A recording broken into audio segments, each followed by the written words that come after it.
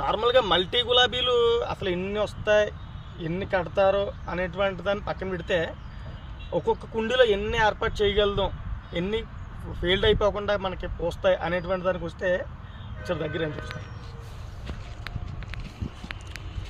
1 2 3 4 varieties ఉన్నాయండి. ఇందులో 2 plants 4 varieties ఇందులో యాడ్ చేశారండి. అంటే ఒకే టబ్కి 4 వెరైటీస్ గులాబీలు అండి ఇవన్నీ చూసారు కదా. అలాగే 4 ఉంటాయి, 5 ఉంటాయి, 3 ఉంటాయి, అలా అన్ని రకాలు కూడా యాడ్ చేశారండి. ఇవి అది బాగా నచ్చిందండి. ఇది ఒక దాంట్లో అంటే వాస్తవంగా ఏంటంటే 4 మొక్కలు పట్టుకెళ్ళి 4 దుక్కులు వేసుకుంటారు కదా, అలా కదండి. ఒక మొక్క వేసుకుంటే మనకు నీట్గా 4 రకాల ఫ్లవర్స్ అయితే అలా వస్తూనే ఉంటాయి. చూసారు కదా, చాలా బాగున్నాయి అండ్ ఇవన్నీ కూడా.